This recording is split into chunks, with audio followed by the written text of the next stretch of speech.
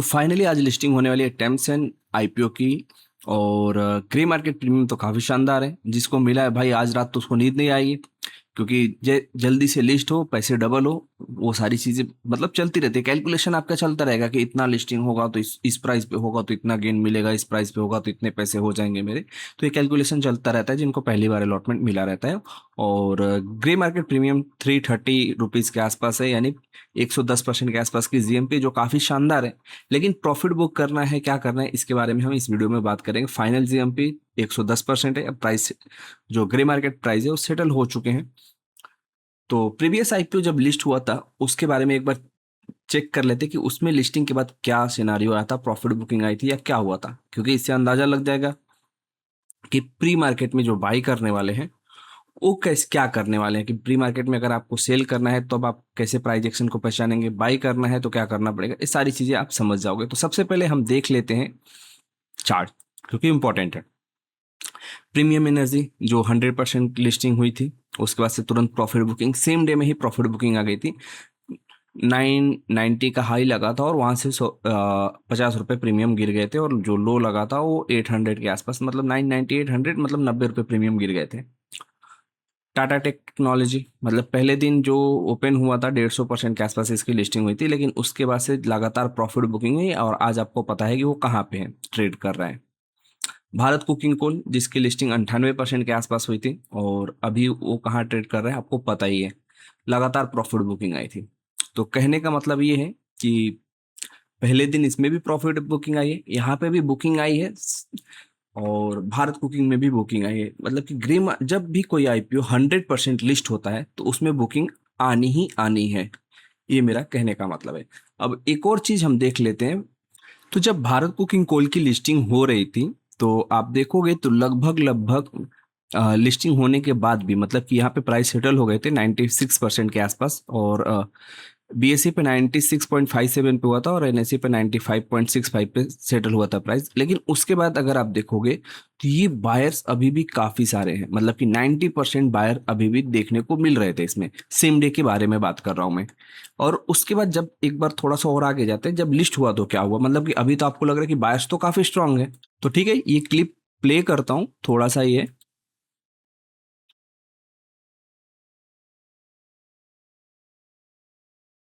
मतलब कि ये लिस्ट कैसे होता है बस मैं वो दिखा रहा हूँ। 30 सेकंड का टाइम और बचा हुआ है। तो यहाँ पे कैसे 96% के आसपास लिस्टिंग हुई थी, अभी आप देखना प्राइस देखना कैसे ड्रॉप होता है। क्या लगता है अपर सर्किट लगेगा कि नहीं लगेगा? डन। Big show on. अभी प्राइस 43। अब एक बार प्राइस देखो, बीएससी पे जो 96 पे था वो 85 आ चुका है, और एनएससी पे जो 95 था वो 90 आ चुका है। मतलब बहुत ही ज्यादा प्राइस में फ्लक्चुएशन आई थी। और ये कैंडल देखो सीधे 95 से लेके 93 के आसपास आ गया, तो जो लो लगा था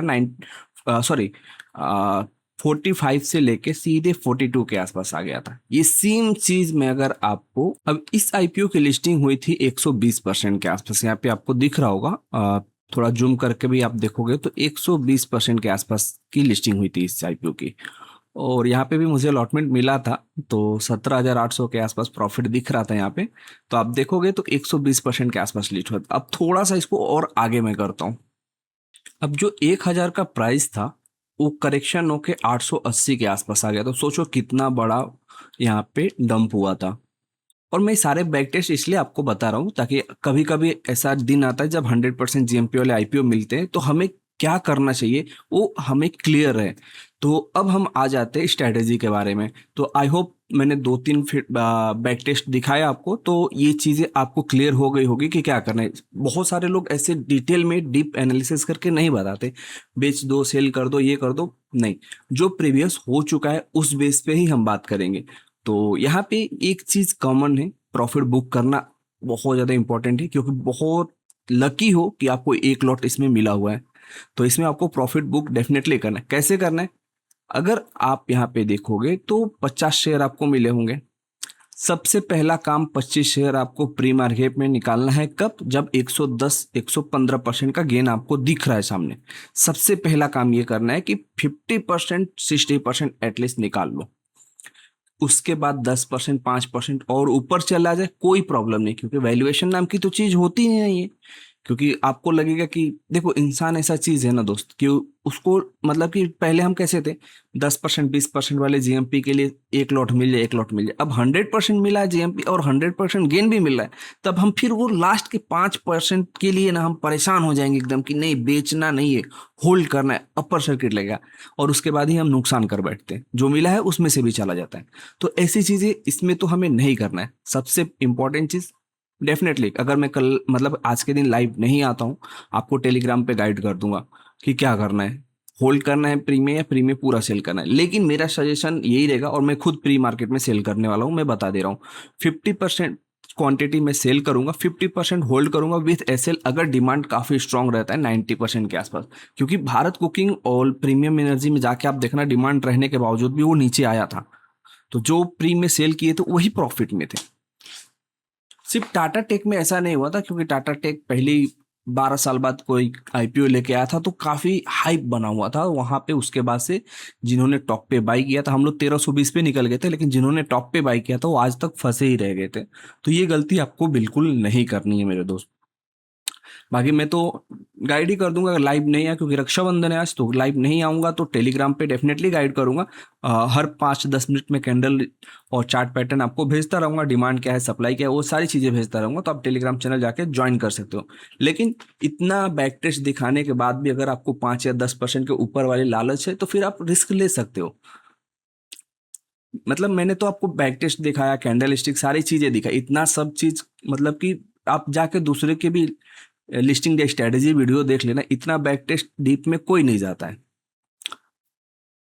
तो ग्रे मार्केट प्रीमियम 120% है, तो प्रॉफिट बुक करना ही करना है। कब करना है, आप चाहो तो पार्ट पार्ट में कर सकते हो, थोड़ा सा होल्ड कर सकते हो। भाई जब आपको 100% रिटर्न मिल रहा है, तो मुझे नहीं लगता कि आपको 150-200% रिटर्न के लिए वेट करना चाहिए। अगर 110-120% मिल जाए तो वेल एंड गुड है यार।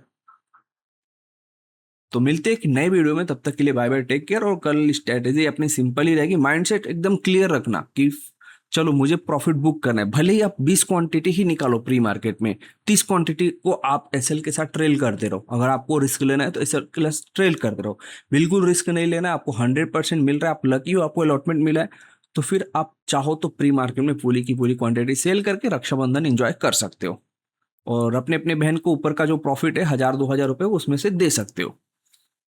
तो बाकी मिलते हैं एक नए वीडियो में, तब तक के लिए बाय बाय, टेक केयर। और कुछ भी डाउट रहता है तो आप कमेंट करके भी पूछ लेना। बाकी जो मेरे मेंबर है जिनको मिला है वो व्हाट्सएप से भी पूछ सकते हैं। तो चलिए, ग्रे मार्केट प्रीमियम भी सही है, सारी चीजें सही है। काफी टाइम बाद, मतलब कि जनवरी के बाद ऐसा कोई आईपीओ है जो जिसकी लिस्टिंग 100% के आसपास होने वाली है।